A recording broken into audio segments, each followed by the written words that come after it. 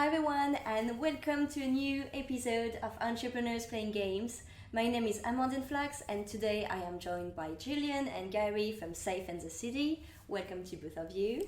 Thank you. So today we are going to talk about Safe and the City, but also play some video games. We are live right now on many platforms, and whatever the platform you're using, please do get in touch. Jump into the chat and let us know where you're based, what you're working on, and also if you have any question for our guest anytime, just write it down and I'll make sure to pass it on. So, Jillian, Gary, really great to have you today. Are you ready to start? Oh yeah. Let's do that. Yeah? So the agenda is quite straightforward. We are going to first talk a bit about Safe and the City to better understand what you're doing and what you're working on. Then we'll be playing some video games for some time, and then we'll be diving into your own journey, background, what you're struggling with, the challenges, but also the next step ahead, and everything else. Oh boy. So let's get started. Yeah, you better be ready. Ready. Eddie's ready. Eddie's ready, yeah. It is already on the chat, and keep them coming. yeah. I'm also sorry, I'm kind of recovering my voice, so I might lose it again at some point, we'll see. So I'll let you do all the talking. We're good at that. Yes. Yeah. Okay, so let's just get started with a bit more background about Safe and the City. Can you tell me more about what it is, what you're working on? Great. Yeah. Happy to start. Yeah? So Safe in the City first came as an idea when I moved from Canada over to London. Originally, I was kind of setting up my career in public health and epidemiology after finishing my master's here. But with that, I still found that I was using navigation apps quite a bit, and that, you know, there was quite a big gap in terms of the spaces I was being taken and not necessarily feeling comfortable or knowing really what was ahead. And after, I guess, one particular experience that really just stood out a bit in terms of, kind of seeing it in the bigger picture, like kind of the data and the whole experience and how it could have actually been, continue to still be a problem.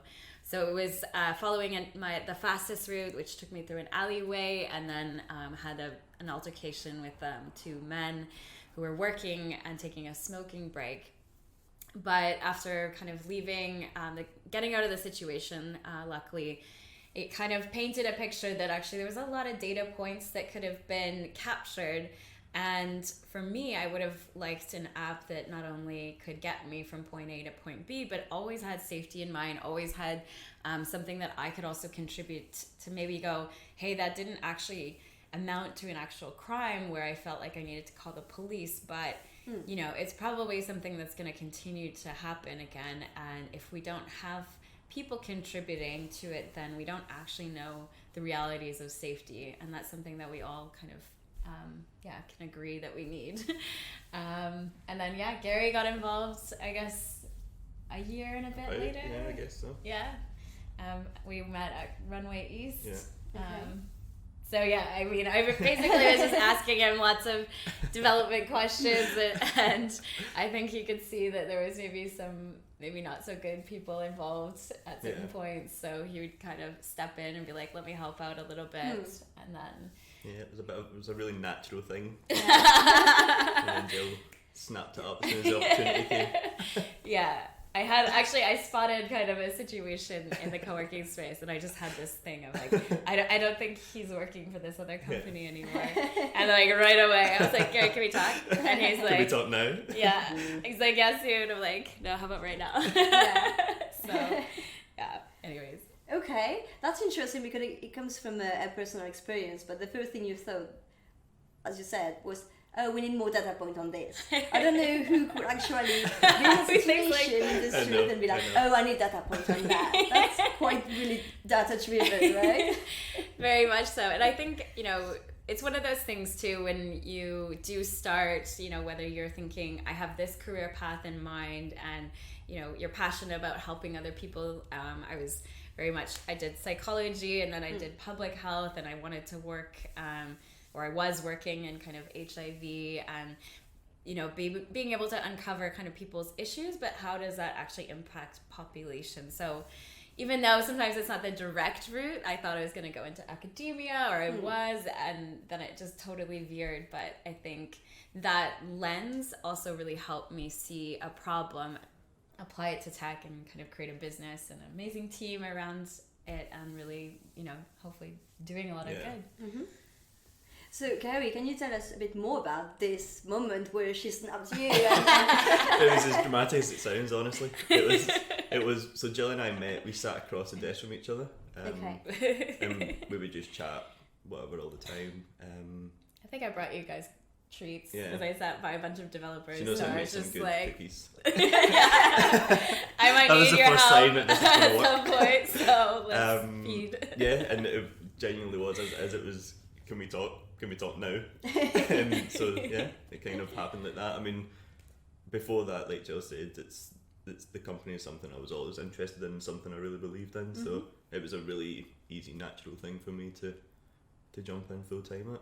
And that was something too that Gary actually was in a hackathon in be Glasgow 6 or 7 years ago, maybe, and come up with a similar concept.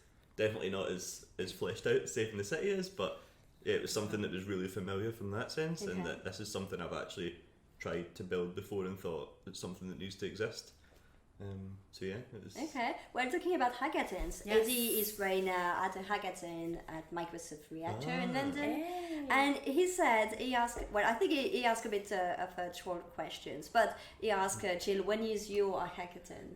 Yes, Eddie, I know this has been this has been something we actually wanted to do at the very beginning, because again, it was such a great community project, and we never actually ended up getting it done for various reasons, but we're actually potentially doing a hackathon with one of the ambition is to do it with an organization that's trying to do the biggest women in data hackathon. Okay. So bringing in, all types of people. I mean, anyone can participate, but they want to set the Guinness Book of Records for most women working on one type of problem. So we might actually incorporate Safe in the City, potentially doing some open source stuff. Eddie, I know he's always pushing for that. I'm like, give me a minute. We're already having a very, social enterprise commercial model is a really difficult thing. So to master, but.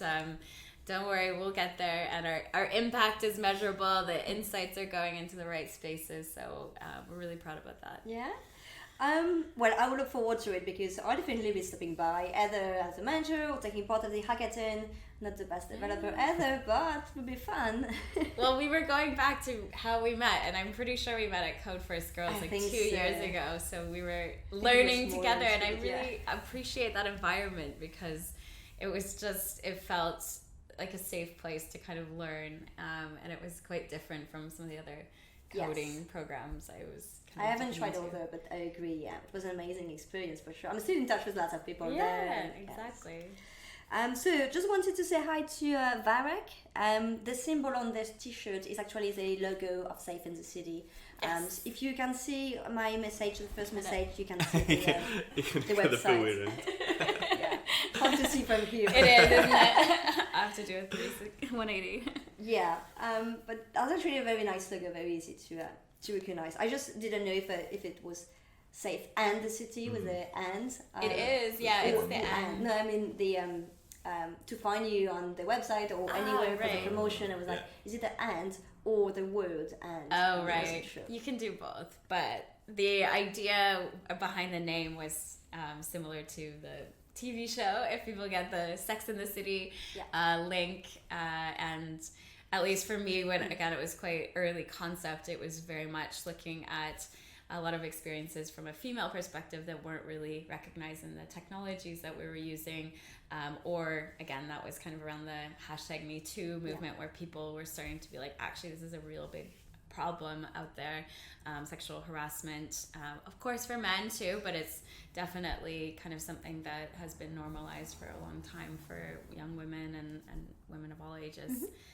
So anyways, that was kind of the genesis. It was like, I loved the show growing up. My brother introduced me actually, but it was very much, looking at how these really powerful women were themselves and the different types of relationships. And, I think throughout there wasn't really many unsafe experiences. Like if there were catcalling or this aggressive person in kind of the situation, they were just so good and confident about handling it. And it just was like, what if that was kind of more of the way that we felt about the cities? Like we could be and be who we are, dress how we are, feel empowered in different ways to live out our lives. Completely agree with that. So you got some good recognition.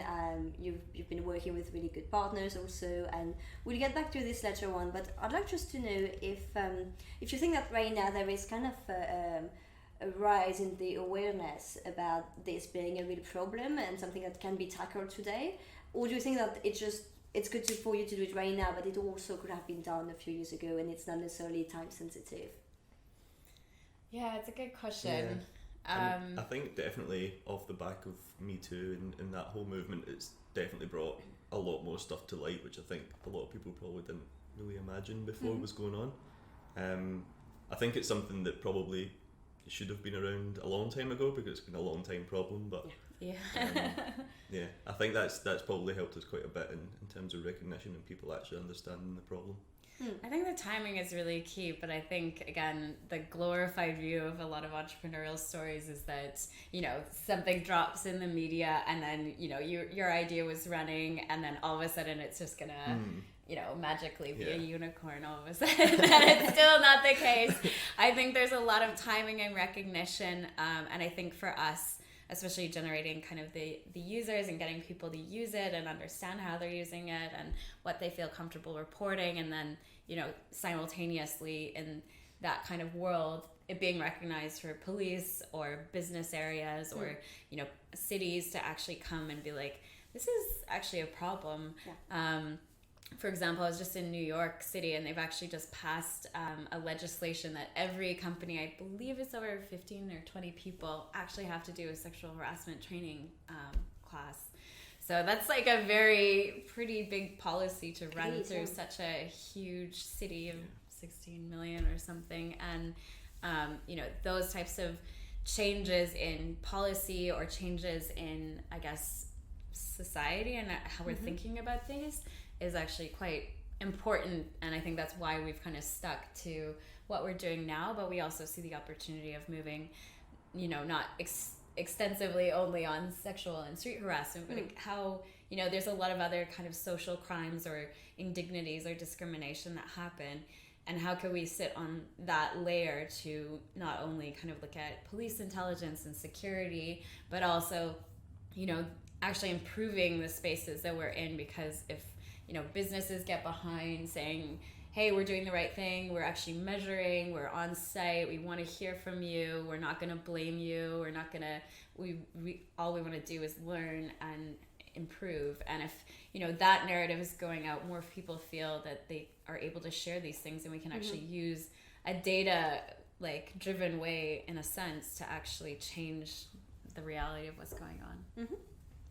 Great. I think we have now a better understanding of what you're working on, and maybe we can jump into the game part and play some video games. And so that's the perfect moment to ask questions, especially question about Jillian and Gary's background, and also their own startup, and what we're going to be diving into the Safe in the City itself, the business model, and also what they've been up to. So if you have any specific question, that's the right moment to ask while I am setting up the game. All right. So. And thank you for your compliment. It says I like your hairstyle. I'm assuming that's me. Who is it actually? I mean, you got me beat on the beard, so. Yeah, I didn't pass this question on, also on the fact that asking if you're vegan, but now that we are just setting up the game, maybe. Yeah, I am vegan. I'm not vegan. But you eat a lot of vegan things. I do eat a lot of vegan. With pleasure. What does this mean? What is vegan things? Vegan meals. So I also have a food blog called Vegnostic. You can look it up at Vegnostic. And it's about buildable recipes, so people can not be a little bit more flexible to vegan, vegetarian, and meat, because I think there's a lot of kind of one or the other, and there's different circumstances, ages, health conditions, countries you live in that just can't always accommodate for what, but we can always try our best to kind of be like, what are the real reasons we're doing these things? If that answers your question. I was talking to the boy. Yeah, so it wasn't you with the cut. Yes. I'll give you this one. Cool. It's not on. If you can just put it on. Yeah. I give you this one. Oh boy. And I'll take the one that needs a cable. So. It's gonna be so crazy. No worry. It's actually quite easy. Yeah. Steam one. Yeah, the Steam controller. I wish I had 3 Xbox controllers. It would be so easy, but yeah. Putting it out there to the community if you want to, contribute to the show. We need some more Xbox controllers. We need some Xbox controllers. Well, at some point, I will need to do something like that, but I don't want to early. Like, I want to build the community before asking for anything. I'm asking for you. So. Everyone is just like, all the streamers are like, oh, don't forget donation, subscription, everything, Patreon, and I'm not like, no, I'm not like that. It's a side project, it's fun. Yeah.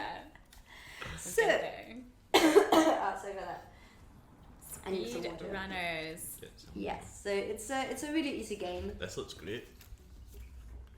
It's a bit like a Mario, but instead of riding a cart, you're actually running. Okay. And so you can actually drop objects and everything. So I Only think this counted for my Fitbit. Yeah. Could shoot. Okay, so maybe whenever you have the main controller.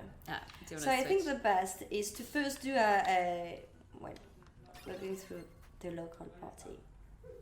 Ooh. So the first one we can do it just chill out and just get to. I don't know who I understand am. the controllers. Am I the fat person? I have no idea who I am either. So the controllers are quite simple, and the game is not that hard. I think we're just 2 on the game now. So I have no idea. Yeah, I think I'm dead. So you have to use the directional here to move around. Okay. So A is jump, B is dropping things. So when you see a blue box, you actually get an object or something. So you can drop or attack or do something with B. I think I might actually be playing now. I think you are. Yes. I think I'm not in this game. How did I not get in this game? Did I die? Yes. Okay. So I was. Okay, now I have to do the process of elimination to be like, who am I? I'm obviously the fat person. Almost won. So to win, you need to reach the end of the screen. First. It's not about a game like winning the race. It's about getting far away. Oh.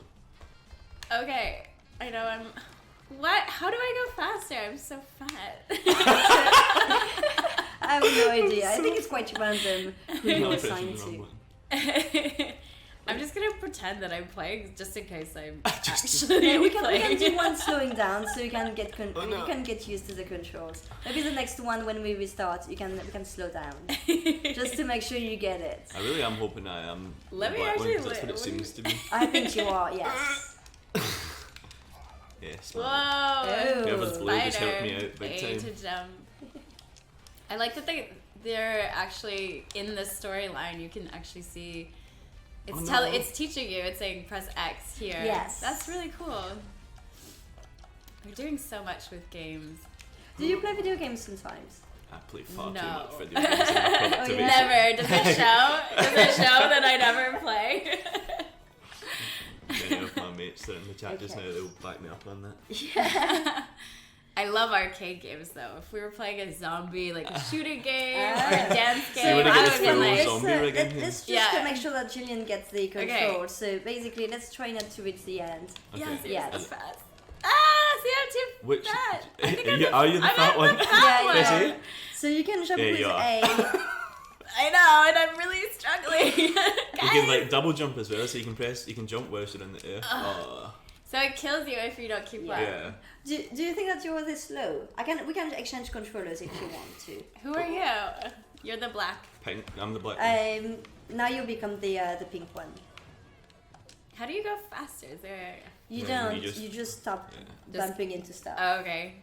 I think I'm not good jumping's at pretty that. quick. Okay, I'm so much better. I just needed to be a woman, I'm not sure it's a. I almost it's won a that though. woman. No! Well, I'm in pink. That's enough. Get away from me, for Jill. me. Yeah, the characters when you look at them, they're all quite fun. And Oh, you've got Who lasers. froze me? Shit. How do you... Can you use a thing? How do you use your thing? B. Oh, okay, I've had stuff all this Oh time. no! Well done. It's like that Not that I'm bad. competitive at all, you know. I need to use this as a hack of how we make you no, work I'm harder. out already. Ah! Terrible round. Okay. Ooh, Fatty's in the lead. Okay, putting me to shame. See, you can't blame the character. It's just all your skill. Oh yeah. It's true. But I have to say, I've played for quite some time, a few Yeah. times, because I just like the game. It's a really fun game. I could Yeah. get on board with this for sure.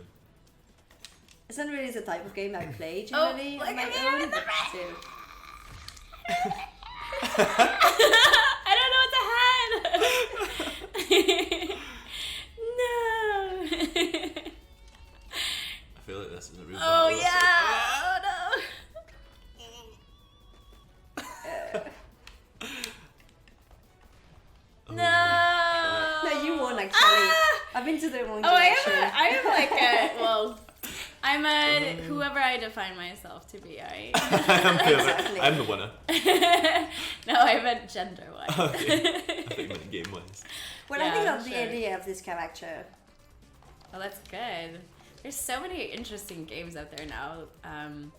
I know a woman who's doing Games for Good, which is kind of a really fascinating area that I was looking into. So what's her game about? Who is it? They actually like help build they come in as like consultants to build different kind of ways that they'll have a problem maybe from a medical tech Oh no, what's the wrong way? science kind of. Oh no! Okay, I can do this again. I'm just chasing after you. It's like the full Oh. concentrations and effect. Yes. I don't know where I'm going. See, this is where I thought we were last time. Don't have that map knowledge yet. Oh, you can dive. Yes, it's Y. Okay. Oh, okay. I'm just running and hoping. This is a complex game. Anyway. It's a nice game. This is a complex game. You won again. Nice. Fast learners. I also just This is realised about that you can get entrepreneurship. You need to Exactly. learn fast on the go. Actually, I joke with Gary if someone wanted to do a video or documentary of like what's the day in the life of Safe in the City, basically be me running around literally with my backpack like a little kid. Well, that would be interesting. I think more and more people want to know what it's really like and not just, see the success stories of people on like who've done it 10 years ago. And, yeah. It's true. Yeah, it's a lot of running around. I think it varies day by day. And I think I've been better at probably trying to cut down on doing as many things as I used to do. Saying no is like one of the hardest things for me. But the other thing, because there are so many things involved and so many things to do, people want to know what are the things. What kind of different type of skills you need to develop and see that it's actually accessible to everyone because you have to learn anyway. Yes. I think like anything, a lot of it surprised me. Like I said, I studied psychology and I was really interested in people and how that actually became something that you do on a regular basis. Like This is a battle, by the way. I know. This is like to the end. I'm like, I don't know if I should talk. Glad you're doing the talking right now. Gotta multitask. That's definitely one of the things. Come on. Oh no. Ah! What was Oh, that? that was so Speed sick. run. But Wrong you're always way, going to oh the no. right direction. Lack of directions. No. We didn't have the navigation app to help us. That was so close. That Really. was intense. Oh Yeah.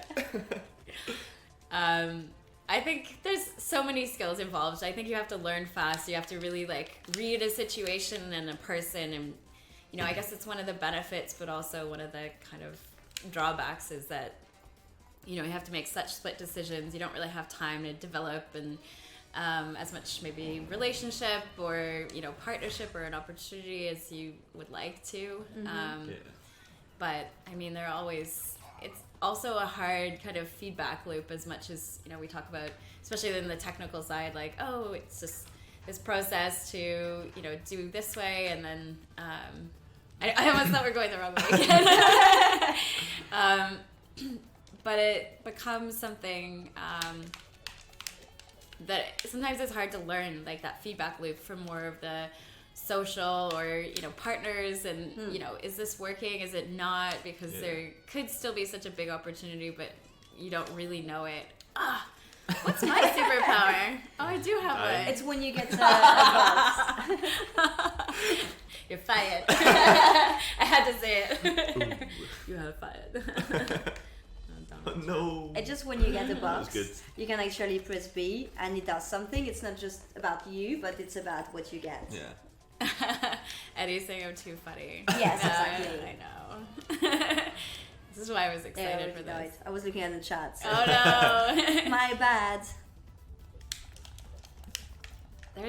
There's another really interesting game about like team playing, and I feel like maybe we should use this in our interviews. Like, I'm up for interviews having to play games with. Yeah, that would be fun. It could be. I think there's so many of these. Oh, no. that was pro level stuff there. I turned back to it. I think it really helps, actually breaks the ice, because you're having fun and you're yourself, and you're really showing yourself and not just the best of you. That's very true. That could be interesting to hear feedback from if you actually apply it in a interview process. Yeah, for sure. I think we have a lot of different very interesting ideas. I do all the time. No, how am I? Oh, I'm still there. Oh, I thought that was a wall. That messed me up. This is interesting because you're kind of just following people. I think there's a really interesting thing, because you're just in such a rush. I didn't know where to go anyway. It's like the game of life, right? Entrepreneurship. In a rush, and you're just like, oh, I need to do something. No! There we go. Oh. Yeah, I'm stuck.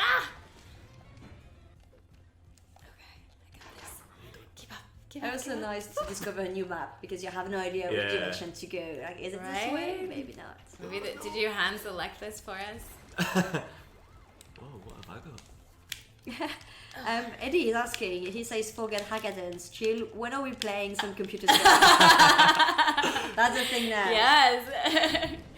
I actually do like playing, but I feel like I could easily get addicted, and I just try not to. I already love movies and you've won this. Doing multiple things at the same time. Yeah, it's hard to find time in your life to just get into something and focus on it. I think that's also another thing. It's usually like doing that and emails and social media while you're doing other things, and I constantly tell Gary, like, please call me out on it, because sometimes it's not even conscious that I'm like kind of talking to him and also doing like 5 other things. Jill is the master multitasker. Yeah. I've so never Gary, seen what's your anything secret for you to play video games, to find the time to play? Well, most of the time I play video games, it's actually with friends from back in Scotland, so it's like a real good time for me to keep in contact with people, because it's something Did I do that? That's cheating. Did I? I don't know, maybe it was me actually. That's cheating. It's actually a really good method for me to keep in contact with people, because especially doing what we do, we work so long sometimes, and stuff can get pretty hectic pretty fast, so it's actually... So do you play remotely with them? Pardon? Do you play remotely with them online? So Xbox Live type thing. Yeah. So yeah, it's pretty good. That's nice. And probably staying up too late is part of that. Yeah. So if your show goes big, then I think we should have like a professional level where we have the coolest startups come, and then we can raise charity money. I think Eddie would love this too. Well, there is actually a place in London for a bar, a restaurant bar, to play video games. Oh, yeah, it's really cool platform in Shoreditch. There's one in Hackney Wick as well. Okay. I think it's the loading bar. 4 quarters east or something. Okay. It's like loads of retro games. Quite cool. Okay, that's nice. I was the other day at the Shoreditch restaurant, and it was really Yeah. fun. Well, there were no one because I went there in the morning. But I love the space. Everything is already set up, and it really looks like a proper restaurant. What happened? Is that That me? was definitely you that time. I think maybe. Oh no. Okay, that's okay. That's okay. Oh no. Oh no. I'm And never I gonna think lose. it- Oh look, I did a Spider-Man thing. A Spider-Man thing. Now everyone will know why you work for Save the City. Yeah, that is honestly what it's like Because every day in the it's office. So ridiculous. Gary and I have a lot of fun. We do. And I think that's the best way to maintain like a good working relationship. It's But so I mean, it good. has to be so much more since we spend almost all our time Yeah, together. I know. I'm like really excited for Joe to go to Berlin. So I'm joking. Oh, I followed you. Whoa, blindly I there. like- that was leadership at its finest. I followed you blindly into that wall. No. Ah! Someone boost me? Yeah, I'm not sure it was a boost. Like It Sure, works it as a boosts boost. you. Oh, slide. Ah! Why did I jump there? Oh, no, not that place again. I get stuck at that one every time. Ooh. And I always Wait, go back this there, way? so- No! I went the wrong way! I almost done the same Okay. thing. I think we're getting a bit too competitive here. I know. Oh, I haven't done it for you guys. Oh no. Oh no, I tried to go quickly back. You can tell you practice this, you're good. Very Ah. good. This is pretty Nice. Even. This The is pretty even. Nice, yeah. The onesie.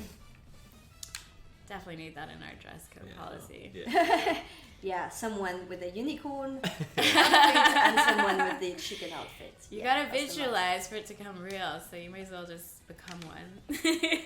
Well, Halloween is coming, you know. You know what? I hope Jade is gonna be on here because there's this very talented woman who I know who works at Google, and she also does costume design. Oh. I'm gonna send her this clip to be like, look, I'm putting out in the world that you'll help me with this costume. Can you imagine a Safe in the City costume? I feel like this has to be a thing. Sure. You're like, yeah, I've never thought about that. I don't think The that's Safe in important the at all. I think he was worried, like, who's going to wear it? Yeah, no, I'm like, I don't know. They're gonna be Depends two what this costume's gonna be.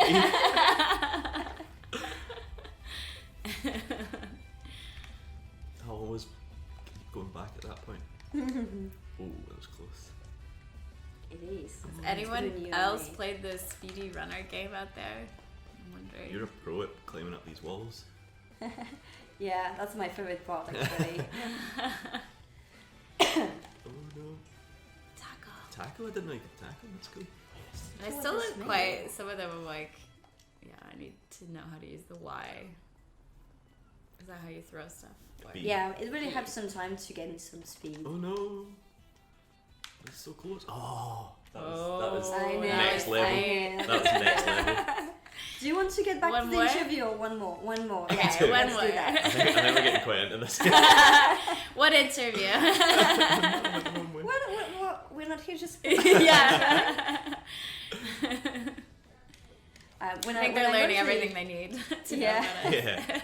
When I launched the idea, some people were like, "Oh, you should just play video games for the entire time and do the entire interview I would while not be able to playing." speak, like I'm terrible. My concentration is too high on this stuff. Same, yeah. Especially when you have to really look at the screen, Yeah. you know. Yeah, I'm not really sure if anything I said made sense while I was No, it did, multitasking. Ah! No! Can she come Oh, back? I'm still Can here. she Oh. come back? Can she come back and Wow. win this game? Singing, it'll happen. Karaoke's next. Oh, do you do that also? I Of exclusively course. rap at karaoke. What if that was a lie? Rap. Yeah. Are you a good rapper? I've been known. No, I'm joking. Whoa, bust something out! Do it! Do it! If I win this, will That's you do really it? I don't think. Oh, this guy need to slow down then. You should do it. Yeah. Oh, there you go. I'm not agreeing to She's- this. I'm she's- not agreeing to this. What's your Okay. go-to? Some Oh, Dr. that's Dre. Got close. Dr. Dre. Oh. Now that the idea is there, you know. Yeah. All right, how that did we was do? cool. That was fun. That was Yeah. fun. Is there a winner? I don't think it was me. I don't actually. It definitely wasn't me. Okay, so I'm going just to remove the game and just get back I love to that the normal controller. scene. Yeah. It's almost like a BlackBerry I phone. know. That was fun. Retro. Let's see if anyone else is online. I did have a couple notifications. Okay, so now we're back to the main scene. Fantastic. Hup. So that was very fun. I really like that. You know, Jill, you said that you're not playing much games, but you really did really great. Yeah. Maybe You some people exceeded who my haven't played games, expectations. but You gave me a hard run there. I just need to go through it a couple times, but yeah, but even without all the buttons and everything, you were really into it. Really good. So that's great. it is a competitive. We don't do race. anything half measures. For sure. No, it's true. So let's just get back to more serious questions or not. We'll see. But please, everyone, if you have more questions, I do have mine, but your questions go first. So if you have any question for Jillian and Gary about the journey, please shoot in the chat. We are on many platforms. If new people just came, we are live on many platforms, and you can ask questions anytime. So feel free to jump into the discussion. So we talk a bit about what Safe in the City is, and now I'd like to know what it looks like, because if I am a customer and I don't know if the app is already available out there, but what if I don't know the app? What happens then? What kind of context do I use the app on, and what do I see on the app? I'll pass that to Yeah, you, so- the product owner. So You for can download now is firstly the thing you Yeah. have to say. Please download iOS, Android. Okay. Yeah. Yeah. So for users, what we kind of do is base it around the whole concept of navigation. So it's as you would your normal navigation app, you enter in your destination, and our aim is to get you to where that place is in the safest way possible. We try and give you as much information that we've got based on historical data and our partnership with the Met Police as well. We get quite a bit of data from them, and we try and get you there as safely as possible. So what we try and do is keep you more informed that way. So we're not trying to say here's all the things you need to know, but we're trying to give you the information that you can make informed decisions. So that's for your average user's kind of perspective. That's the main thing. On your journey, if you witness something or you experience something, you can report that in, and that will then go into the kind of data set that we make these decisions based on. Okay.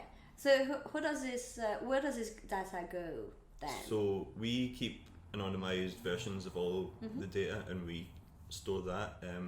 We also, with our partnership with the Met Police, so in the particular instance of sexual harassment and sexual assault, the Met Police really want to know some more information about that. They don't know as much as they would like to know. It's a particularly underreported crime, so we anonymise and aggregate that data as well, and we have a data sharing agreement with them. Okay. So if I use the app, I'm on the street, I notice something, or I feel unsafe because of someone's behaviors, and I report it through the app. Is this going to be just reported and just used as a data point, part of other data, or is it actually someone from the police going to have a look at it live and say, okay, maybe there is something here, depending on what I report, and be like, oh, maybe we should send someone actually there. So at the moment, it's just for kind of aggregation and as a data point. We don't do any kind of real-time response stuff. If there is something that's urgent, we've got 2-tap 999 call, so Okay. you can just hit the SOS button basically and phone the police. Like, we'll always recommend that as an emergency situation. But just like to add on that, so there's, I guess, 2 reasons why we've, built it as easy as possible. Oh no, do you need some water? I know. I need to Holding go. mine. So the app, again, is like Google Maps, but we have kind of targeted messaging when you're going on your route, because when we found we actually showed all of the information, whether it was police and lighting and this, it just became so much, including how to get to the next point. So we tried to make that as simple as possible. So it's more targeted push notifications based on the police information that we have that's something that we've agreed to feed back into their intelligence. So that's kind of public benefit going out to reduce risk of people, but then also kind of understanding the things that they don't know about or it doesn't get reported to them, to also kind of look at the trends in those areas. But the app itself, you plug in your destination. When you're walking, you can see safe sites. As Gary said, you can call 999 if there's actually something happening. We have a partnership with What 3 Words. So we have a 3x3 meter accuracy. Okay. And I can touch on kind of how we're looking at a real-time response in more of event and venue situations. But then you can also report en route experiences. And again, we focus that on sexual harassment for now, but this is something that we can broaden out or customize for different types of areas. And then people rate the walk. So then when you finish the walk, you can also be like, I didn't like that journey. So, as you made mention, there's routes that you wouldn't want to go, then that's actually something that we want to learn in the algorithm. So you're actually telling us and contributing to being able to say, actually, these, we don't want to send you this way because you don't want to go in a park by yourself. You prefer more well-lit route when you're on your own, and how we can actually change that. So we're learning kind of through the product, and then again, understanding that crime and safety and these types of social crimes often again don't get captured. So how can we be responsive and actually take the insights that we're seeing, plug them into a whole network of people and organizations like the police, like the GLA, the mayor's office, business communities, and also UN Women UK, so that actually maybe after some time your experiences now can personalize your kind of customize it to you, and also actually be able to contribute to smarter cities by knowing kind of the experiences that you're having on the ground. One of the things I'm really excited about, we've started piloting in venues, is how do we customize the app experience so that when you're going into a space, you get a geofence kind of message if you're going to maybe an O2 concert. And then if you're in the venue and you do need help, then that actually could get help in real time to you, again with that 3x3 meter accuracy.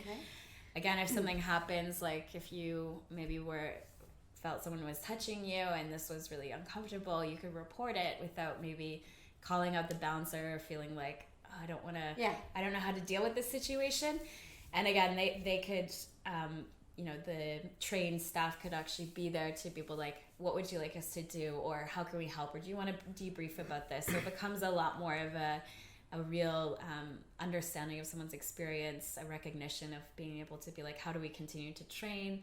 And then that becomes something that we can measure and really add a big value like to a business to be able to look at preventing certain crimes, looking at getting people help faster and more accurately, how to actually understand and be able to be like, well, if we train people the next time, will they actually, maybe the whole experience will be better, or maybe we'll have more female attendees or so forth. So that's something we're really excited about developing. And I guess it also provides, we mentioned a lot that about the fact that just having something recorded, it's not just people complaining on social media that is really hard to measure, but actually people who actually reported something, and then you can actually go to the next festival or something, organize the next one, and be like, okay, so we had this amount of reports, we definitely need to act on that right now, and then improve on this. Step by step. One of the biggest things we look at in data is how we can find patterns and stuff, and that's when you can actually start to make decisions based on something. So isolated events are quite like, we don't want to just take everything on that. If we can find a pattern of 3 or 4 things happening that you can recognise, then there's recommendations of change you can make for that. And then how does that correlate with like consumer spend, or how can that actually impact design? Like that's the like much later goal that we'd love to, or how can this enable policy? So I guess that's our big goal, hairy, audacious goal is being able to be the most responsible data insights provider to enable the design of smarter and safer cities. And is it just for women? Because you mentioned that potentially it wasn't just for women, but is it your first target audience, or is it already open to everyone and not necessarily just to women in the way it is created? It's definitely not only for women. Men can use it, or however you identify sexual harassment, especially I think for kind of minority groups or young people, is a big issue. And it's something, again, that we don't know the scale of it, because often we just don't know. They're very informal, where you tell people or you keep it secret because it's such a horrible experience. And so it's not necessarily for that, but I think it's formed, and it's just because, you know, I've created the concept, and it started with a lot more conversation and focus on sexual harassment, that a lot more women have become involved. But it's, again, something that we wanted to have a framework and a focus for kind of safety, because it could range from, you know, scary animals on the loose to broken glass to, you know, noise complaints to, you know, racial crimes. So it's almost like it's a universe of things that can make people unsafe. And then, you know, we have to focus it on one particular thing, prove that concept, and then we'd be really excited to maybe move that same kind of model of who we're working with and the communities that are really driving it to, you know, look at how do we maybe do more of focus for the LGBTQ community, or how can we market and campaign and, you know, work with Stonewall and, you know, these types of groups to actually make sure that it is kind of a two-way street. I love the, you know, I love the fact that it's targeting something really broad, but also very specific, and it could really help put some numbers and figures on something that is generally just a concept. And you know it's happening, but you can't really point out to specific figures because there is so many things untold. Yeah, for sure. And you just were telling me on the walk over here about your friend who had something happen last night. Yeah, a couple of nights ago.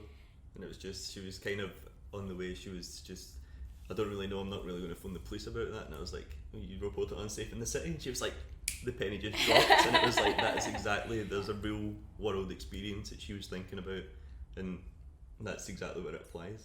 And that was kind of our focus. Wasn't necessarily, it's on the underreported kind of experiences, because we have a lot of data on, you know, knife crimes, and as much as that's a huge problem and needs a lot of attention, there's a lot of data trails, so to speak, in terms of if someone goes to an A&E with a knife wound, like, you know, the police will get involved, like they'll be marking that these are these types of wounds.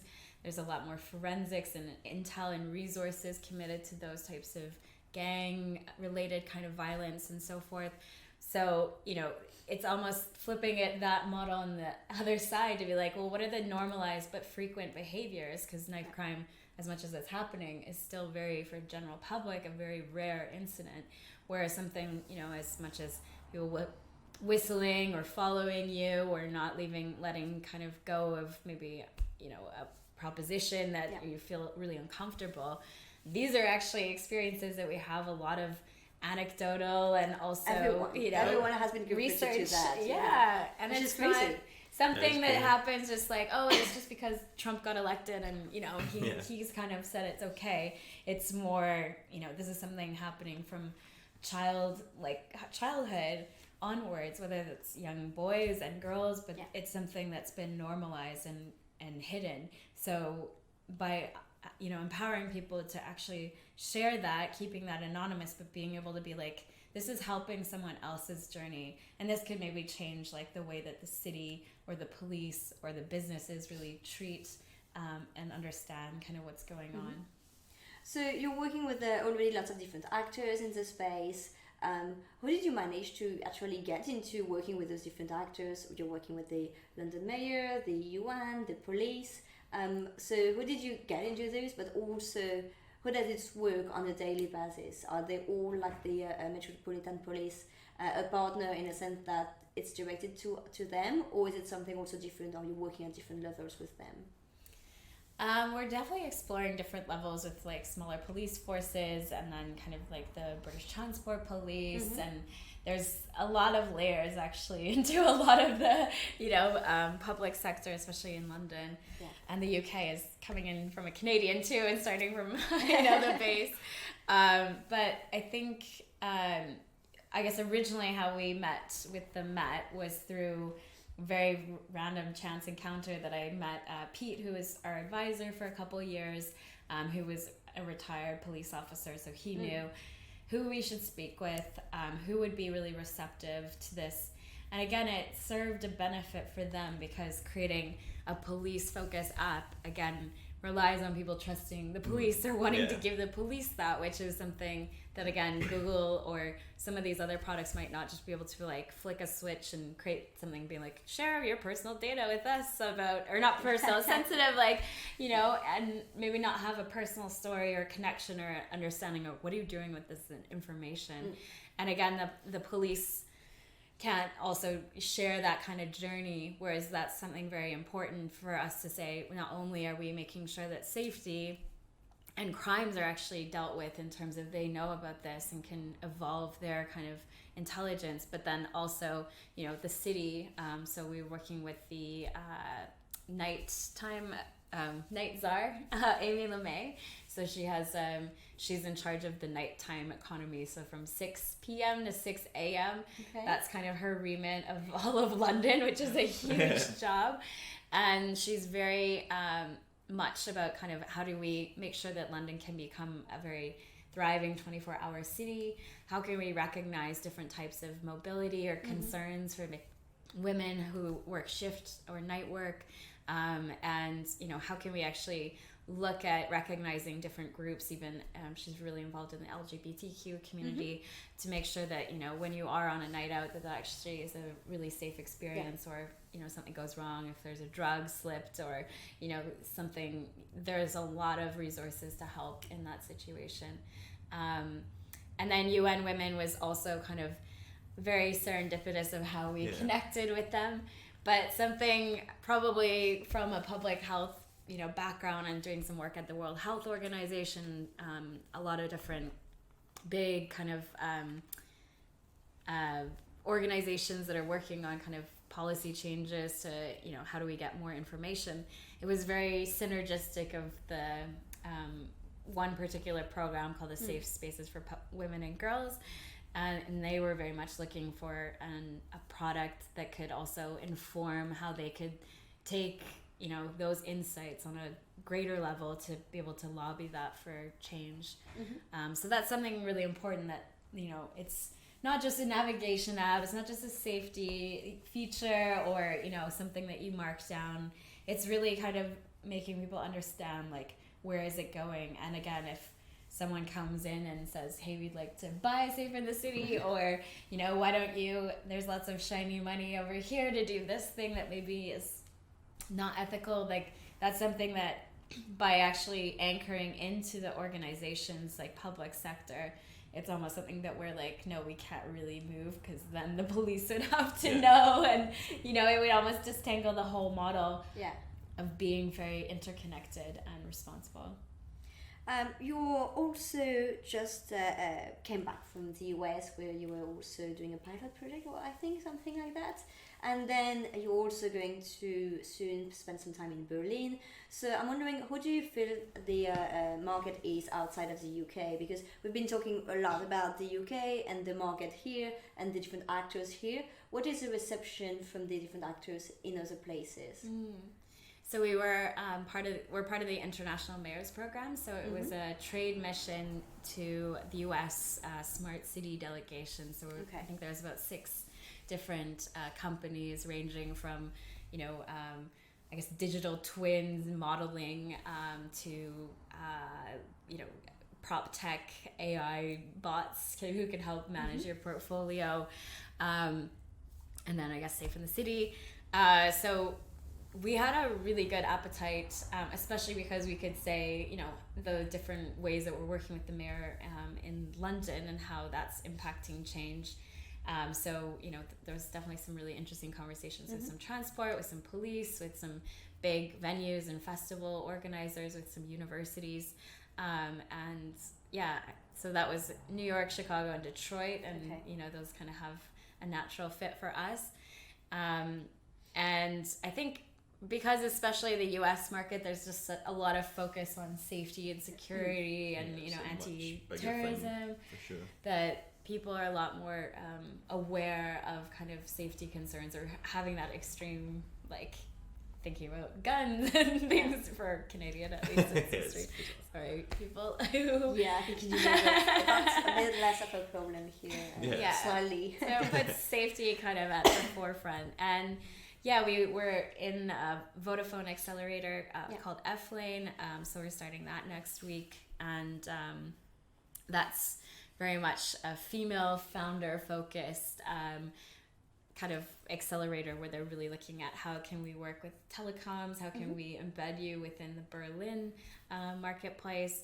And again, I think we're trying to take what we learned from London in terms of who we're engaging with to actually then kind of follow the same route.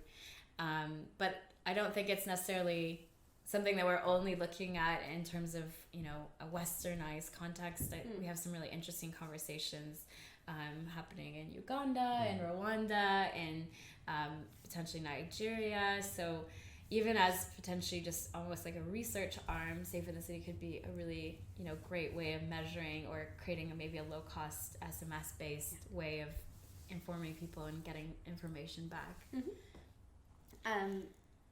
That's fascinating to see all the different actors in place, and that is not just centralized. I just want to say hey to Ramahe.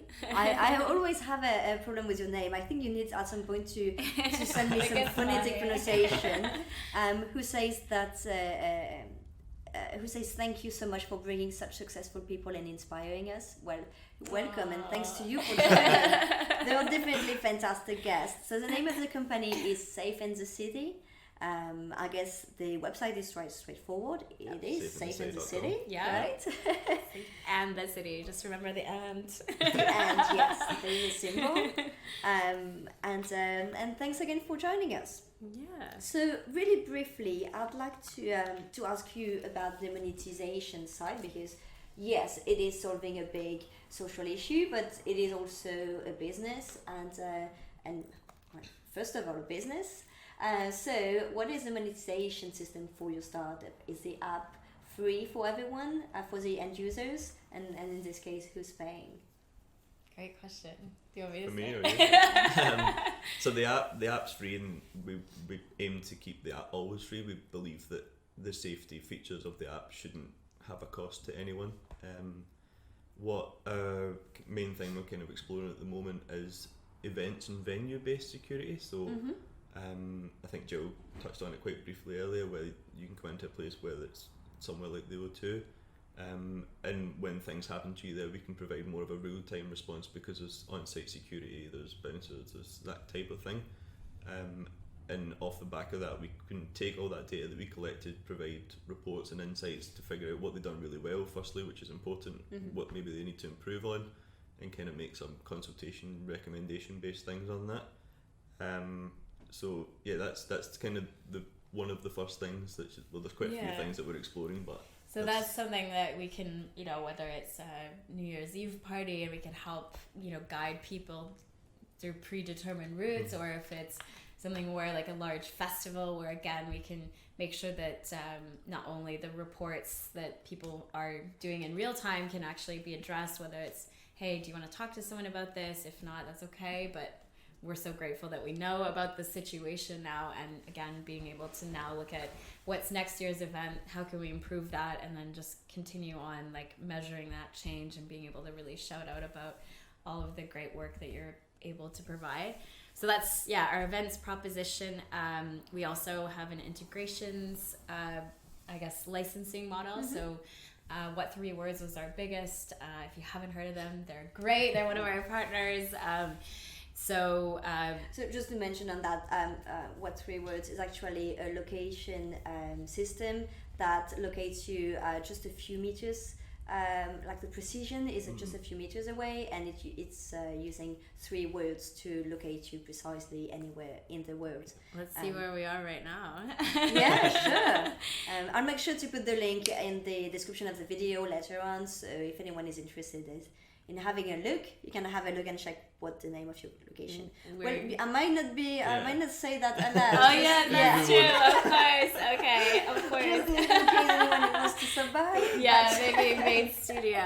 But I mean, in basically, terms there are of 3 words here, and then you can see. you can pick safe in the city as one of the options of how you want to navigate. So Okay. that becomes something that we have a freemium model. So again, if you were Bumble and being like, great, you know, our ethos is about women making the first move and feeling safe on dates, you know, how valuable that is to integrate into their story, to be able to say, okay, well, use safe in the city, and it's only based on the number of people who want to take the safe route that they would get charged, and that's a big value add in that they don't have to do all the complication algorithms and you know, pieces and relationships that we've built, but it can continue to offer safety to their kind of specific networks, or you know, massage or marketplace apps that come to your home. You know, there's a lot of technologies now that have a navigation component, but again, I think we're trying to show that there's a little bit more than just going the fastest way. And then essentially we're building that events into kind of more of a SaaS platform, which is going to be in the next couple of years, that we're able to look at a lot bigger, complex, you know, areas and movements of people. But it could be something automated in terms of it's just continually something. Yeah, you so can we can use start as a to tool. measure not only what's going on, but how it's improving based on things that's changing. So you can actually, if an area decides that they need to make a change, they can then start to measure the impact of that change as well. So that's a big next step for you, right? That's a natural progression after that. That's interesting. Ramahe says that are you guys software developers as well? And are you using native mobile app or hybrid mobile app using Flutter or React Native? I guess that's a question for you, Gary. Gary is the CTO of Safe in I'm the the City. CTO, so I've been an engineer for a long time. So He's a protege. He's being very, very. Jill pitches my humble. story better than I do. That's my job. Yeah, so the app's a React Native app, so it's cross-platform. But yeah, the Flutter thing looks really interesting. That's something I've been meaning to take a look at as well. Okay. Well, I guess that answers your question, Ramahe. Great. I think we covered quite a few things about the application itself and your business model and how the company works. Now I'd like to get more to your own story and your team. So how big is the team now? So Jillian, you're the CEO. Gary is the CTO. Who else is involved? So we're really lucky of how many people we've had involved since we started, I guess, or since I, you know, started the company on my own as a crazy person does. We've had almost 50 people involved in some capacity, and mostly on kind of a voluntary or kind of career progression basis. So Gary and I are the full-time team, and we have we have Miriam, we have Francine, who are our amazing advisors. We have Dave, who's he also has a company called Sidgrove. He's our CFO. We have Karen Gupta, who's our COO. He used to work at WeWork and Amazon, big BD experience, as well as, who am I missing? There's so many. Paul. You're starting enumerating. So we're not gonna get Idea East, yeah. Ioana's just joined as head of community. We have a number of really amazing women who helped us for almost 2 years. Naomi and Callie on social media. We've had Sana. We've had Zing. We're not gonna get through all 50 of them. I'm just gonna thank you, Liz. Yeah. We'll give that for next time, the thank you list. My stage, like, Let's give you the get award. on the stage. Do you feel that it's easier to get people involved because you have a mission? I'm asking that because a few months ago I had Oliver from Rights TD here, and he was a bit like you. He started on his own, and then he started recruiting the people as soon as he got a little bit of first investment and first money. But he told me that it was actually easier for him, he found out, to recruit and get people involved because he really had a mission and a really specific mission, and it really helps with that. Do you feel the same way or not at all? Yeah, absolutely. I think people come to us. Like we actually had an intern from South Africa who paid his way to come and spend 2-3 weeks with us. So we're very much pulled, and I think one of the challenges is like a lot of people want to get involved, but then finding a role for everyone can be as much work to kind of make sure that it's the right fit. And so we've actually with Iwana's help, we've built out kind of different super user roles. So we have people who are kind of reporters who are like, hey, we have some online training to understand what is sexual harassment, what's bystander intervention, what's a safe site, what's the ethos behind Safe in the City, which again, we're happy to provide if you want to volunteer with us. And essentially being able to go into the spaces, whether it's a Freshers Week, we had some Freshers Week Queen Mary kind of super users out reporting different things, or if it's kind of more of a larger role, like, hey, I have an organization that does community watch programs. I just want to be able to plug in Safe in the City, or maybe look at how that can also be a value add to my space. So we have kind of a few roles that we're kind of testing out, because I think it's shouldn't be a conversation everyone's having, safety and how can we move this faster, whether it's because you're a minority or because you have to experience different types of things, like how can that actually now be recognized and changed. And everyone, I guess, have their own contact and their own circles. So if they want to be involved and plug in some of this knowledge and contact, it's a fantastic way to go. And I think you kind of have to sometimes have roles that didn't existed before, because just it makes sense for you. So it's fine. Like new jobs are popping up every day. I think that's okay. And it helps us because, I mean, in some ways, we're now raising investment, and whether we say pre-Series A or Series A, it's interesting because we're like, well, we're now, because of that mission, we've actually managed quite a lot of people, and we've created a lot, policies and procedures and ways of automating and being more efficient. So it's not kind of like, oh, it's just been us grinding away in our own little bubble, and then having to be pushed into this other space, and we're like, we don't know what to do. We're like, we're constantly doing all of these things. Have you been bootstrapping until now, or have you already got some institutional money coming in before? So we did do a crowdfunding last November with I guess a company called, or a social enterprise that we were also getting some funding from, called Unlimited. So we raised successfully. We've received a grant from the Ordnet Survey, which is a mapping provider for the UK. And then we have received some funding from Vodafone. And then we've done some early commercialization of our product, and now we're going for investment. So it's another chapter of another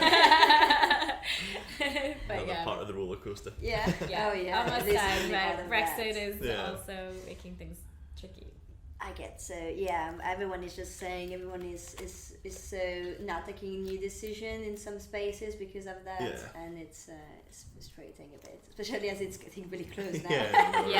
We are what, a few weeks, 2-3 weeks now from Brexit. It's supposed to be the 31st of October, right? So just a few weeks away. Ramahe asked if you're hiring developers for your company, and they say also that your app will be very successful in India because they have lots of problem for women's safety, and that could help millions of people. Of course. Also, but about the development, I guess the question is, do you do everything on your own? So or do you use people for my sins. I cover all of the development stuff just now, which means I have a very, very long to-do list. But it's. I mean, we've had some people working on it before, and it's had quite a lot of assistance to it. But for the last while, it's been me in the basement with the colourful keyboard. But you also have experience doing that, because I've been through your LinkedIn, and I've working been an as a engineer CTO for 12 years. I started really young. I've definitely. What's the biggest challenge for you as supervising the entire technical side, looking at there are no other technical people full-time or part-time part of the team. So what's the biggest challenge for me in terms of other people Well, or just just the generally, technical but side? maybe on the technical side. I mean, the biggest issue for me is I don't have enough hours in the day. So I mean, Jill and I touch base like regularly on the technical stuff and kind of go through what's the business priorities, how do we reflect that back and forth to make sure we're working on the right stuff, because there's so much stuff we want to do. The product backlog is a big one. So please send us feedback as well, because all we your don't feedback, if we please. don't know why we don't use it. If you want to get to the top of my to-do list, send me Yeah, some feedback. exactly. So you're getting Gary's good books. We did have an agency that we did work with and you managed in India. There was actually or 70% of them were female developers, which was a big selling point for us, called Squash Apps. You can look them up. But yeah, we kind of needed to evolve a little bit faster in terms of what type of things that we needed them to do. So it was and at some point when you're a startup, it's always better to get it. Yeah. It's really hard on the long run to work with an agency. Yeah, and we move so quickly as well that it's quite difficult from an outsourcing point of view to move that quickly and have that agility when it's outsourced. So, And what about for you, Jillian? Because when we've met a long time ago, you were on your own, started this adventure. Was it really hard to get this started as a solo founder? What has been the hardest thing for now? It's a really good question. I don't know. It's a roller coaster, right? Yes, it's definitely. I mean, it was me kind of with the idea, but I wasn't. I did go through people I thought were potentially going to be co-founders or have longer term roles. But I think the challenge has always been kind of investment or kind of the business side, kind of which one's the chicken or egg, which one's coming first, or kind of, I guess, the user base for that matter. But I think the challenge has definitely been around funding and, getting that kind of initial amount that you can actually run with and really prove out more on a level that, people can maybe see how fast it could grow and scale, which I think we're now there, but it's something that that was really difficult to carry the workload of what I needed to do, learn all of the things that I didn't know. I mean, as I mentioned, I took a coding course to try to be like, how do I learn some basics about code and understand a lot more about managing a technical team or getting involved in I guess the whole industry. And I think that did motivate me to probably do some a lot more creative ways to circumvent the fact that I was kind of solo for a bit. So created Femme Tech Talks, which was a great community around, again, a lot of things that women in tech would face, and with the hope that, maybe there could be a CTO in there looking for something. He just happened to be sitting next to me. I was looking all over the city and just needed to look up.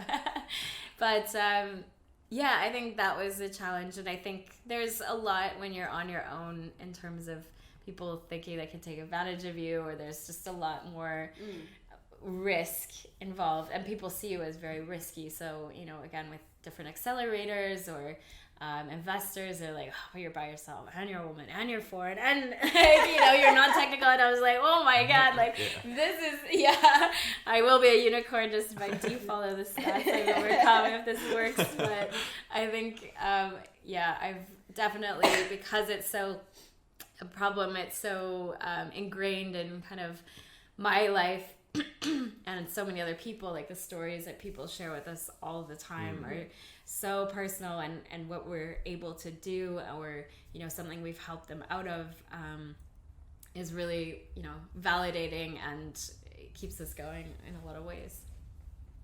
It's definitely a tough world, really tough world out there. Yes. Everyone's trying to get involved in some way and asking for things that are just you're on your own. So it's always tricky.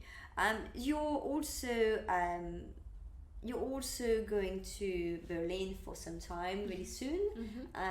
What do you expect there? What kind of differences? Have you already started looking at potential investors based there and already get some feedback from the market? Or what are your expectations of the specificities of Berlin?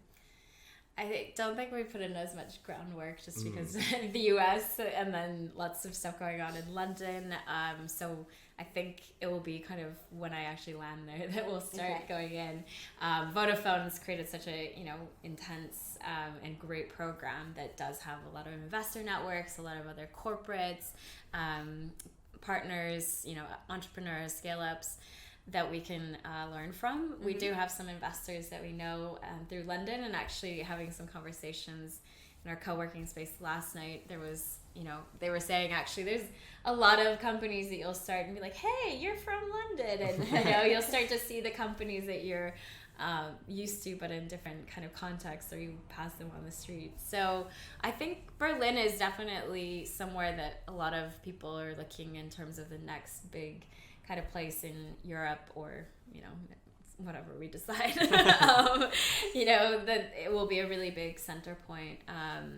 So I'm really excited to kind of see what differences, or what's easier, what's not, how is the uptake going, and yeah, I think I'd be definitely curious to hear more as soon as you're in place and set up, definitely. Well, users can vote on next if you want to have us back in here. Well, I want to do some kind of follow-up interviews after a while for sure, just to see the progression. I'm going to practice that game for next time.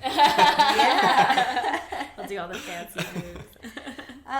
Ramahe just asked about creating an app. As I said, that they want to also create an app, and they are wondering if they can do it on their own, or how many people are required to build an app. I think it's more for you. Gary, so because you mentioned that you have been working with an agency, but I guess you also have experience building an app on your own. Yeah, I mean, if you want to build an app and you're trying to build a product from start, the most important thing I can tell you is make it as simple as possible, and don't try and make the most perfect thing, because there's no point. You have to no matter what your idea is right now, it's going to change 100 times before anyone even takes a look at it. So learn the basics. If you want to do it, learn the basics of doing stuff. There's loads of stuff you can get off the shelf. Just make it simple and get something out there, build something. Doesn't matter if it's 10% of what your grand idea is. Just do something. and find those ways that you can funnel validation or traction, where the piece, again, the simpler you make it, the easier you are to experiment. Is it an A/B test? If you're like, it's just this one feature, would you use this or not? There's also another really good book called The Mum Test. I really recommend, about how you can ask questions without asking them. So you're not like, do you like this? Because people often have a social bias. For sure. That they'll say, it's great. And then you're like, why is no one downloading it? Why is I mean, that's another super, super important thing about building a product is, once you've got your 10% or your basic thing of something, speak to as many people about it as possible, because everyone has their own ideas, and what you're trying to do is please as many of those people as possible. Yes. And then they say, that's really great, but at the end it doesn't really makes a purchase or go to the next step. I think they also add if they have any idea to add to your app. Well, I think there is a feedback form, right, with the app. So if you try the app and you spot anything, or the website or whatever, you can get in contact with us. Perfect. Before we wrap up, I just also would like to know if along your journey, if there were anything in the startup scene here in the UK that you find extremely useful, or if there is actually something that was really missing for you that you wish you had to support you in your journey. I think for me personally, the most useful thing that I done when I entered the startup world was get a desk in a co-working space and sit next to all the people that you're trying to do similar things as. Like, just get in a place like that and speak to people. It's probably the most useful thing for me. Yeah, I think getting into the community, that was the biggest thing that I was able to help Safe in the City keep going and validating and talking to people and learning is really creating those relationships and friendships and people in that space, because if you're watching them do it, you're more likely to be like, I can do this, and this isn't, you know, it's too hard, or I need a lot of money, or, you know, I need to look like this or whatnot. And I think that's probably one of the biggest things that London has. It just has such a breadth of community, and if their community's not there, like as I did, I was like, I'm gonna make one, and then that actually started growing, and that was really, you know, exciting as well, because it, you know, creates a niche in itself. I think in terms of what's missing, I still think that there's a big gap in terms of, you know, transparency of where funding is going, and a real effort to actually change the, I think, diversity in tech, diversity in business. So I think that's probably something, and I guess a lot of expectation that, you know, startups can do. They can kind of be taken advantage of, like, you can do a free trial, you can use our branding, you can, you know. Classic. So it's an extra strain to have that pressure, because you have a great opportunity, and, you know, but you're like, you know, we need skin in the game to keep going, and I think that's the difficulty, and I think that's probably something in the UK. Just the competitiveness can be really, really challenging, because if everyone's making it free, or can do 5 free trials ahead of you at, you know, less cost, then you're just like, what am I gonna, you know, actually kind of get those metrics that maybe more conservative investors in the UK are looking for. That's interesting. Yeah, definitely. The scene is really rich, but it can be overwhelming a bit. Yeah. Sure. Varak 3 ask, I think it's something for you, Gary. How many stop points can be added into navigation? For me, this question doesn't mean much, but I guess for you maybe it does. So basically in terms of the points, the map points, I would take that as reports. So we try and take basically as many along the initial route that we would provide, and take those into account. So there's not really a limit on it. At some point we'll do some stuff to make sure we're not doing things from 10 years ago and take them into account. But, but we also want to look at making sure we're detecting, you know, if someone's just saying, like, I've been assaulted, sexually assaulted, like, this isn't exactly. real. So there's kind of parameters we can put around those things, but. That was a very specific question that comes just in the middle where we're talking about something completely different. So, but that's always a good question. Ramahe also asked, and I think that would be the last question we take before wrapping up, if you're from Silicon Valley. So right now we're based in London. I think we all have different type of background. We're not from London, so I let you shoot. I'm from Canada, although I've lived in 8 countries, but I'm Canadian by birth. Global citizen. I'm from Glasgow in Scotland, so up north, across the wall. Game of Thrones ref for anyone. Following up with that, but and right now we are recording, and we're live in London, but also Jill is going to explore the Berlin ecosystem really soon. Ramahe say, please, last question. Well, put it there, and we can see. I mean, you can send us any follow-up questions. Okay, that's an interesting question. If it's a question you just put there, that's an interesting question. So they say, I am a challenged robot without any degree. Can I get success in making apps or getting software dev jobs? And I think that's a question many people have. So I don't have a degree. I started learning to code when I was 12 and was an engineer by 16, so you most certainly don't need a degree. What you need is a love for what you want to do and hard work. How did you start it? How did you just get into this at 12? Like, I was really interested in graphic design stuff at the start, and some of the forums, when people used to go on forums, some of those had like some subsections which were about web development, and I literally got into it by right clicking and viewing the source of HTML. Just fell in love with it totally. Amazing. What was the first app or the first thing you developed on your own?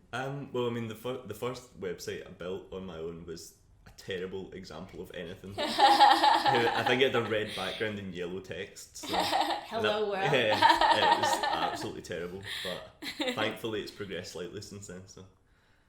And I have too many degrees, and here I am. So. And you don't need any of those to do what you do, but still, it's a good background. I don't, but good yeah, job. it definitely adds a lot of value. But. So if you see anyone can have any kind of background and just make it happen. It's not about your degree, it's about what you do with that. So if you feel you need one, go get one. If you feel that you can actually learn on your own, just do stuff. Just get started. So please feel free to check their different social media. You can find more information, and also let us know if you get to build your first app or your first project. Love to know more what you've been doing. So I think we're reaching the end of the interview now. So where can we find you next? Are you attending specific events, conferences, or maybe doing something specific, or just online? Yeah, we're you can find us online, so www.safeinthecity.com. All the social media handles are Safe in the City. Again, download the app on the App Store, iOS or Android. And we will be doing a Women in Data conference in November, so that's a big one coming up. Sign up online. I think they actually do have a lottery for tickets in London. We will also be doing a demo day if you happen to be in Berlin, so you can always check us out end of November as well. But yeah, we're gonna try to do a lot more of these, so like live and more conversations, so people get to know who we are, what we're trying to do, and kind of be involved in the conversation. So anything else to find you? Yeah, fantastic. Well, thanks again for joining. For my part, you can find me on most social media, but especially Twitter, so at Amandine Flachs, AMANDINE FLACHS, or Entrepreneurs PG. And I will post the video of this session in the next few days. Oh, something's happening next to me. A gift from us to having us on your show. It's just a little tote bag, a little merch. It's always so useful. I love them. Groceries, I don't know enough. I think for a while I had too many, and then I don't know what happened. I moved or something. Yeah, they come and flow. Great. Well, thank you. Thank you for having us. Thank you so much. Thank you very much. You go, Jill, brilliant woman. Someone say name Sebastian. Yeah, hey Seb. Okay, friends stopping by. Well, thanks for joining, Sebastian. I don't know if you arrived earlier or not, but we're just wrapping up right now. So the video will be on the on YouTube in the coming days. I also just launched a podcast version, so for now there is just one episode, but there will be more in the coming months coming. So keep an eye there. And I will see you next in 2 weeks with new guests. So thank you everyone for joining. I see you, Ramahe, asking about Gary's full name. I'll put it in the comment section as soon as we stop the live stream, so you can have the entire name and find everyone's and stalk everyone on social media. Stalk us. Yeah. We might report you though. No, I'm kidding, but just you can have all our social media and find us online just after the live. So thank you everyone for joining us today. I wish you a fantastic weekend ahead. I don't know about the weather on your end.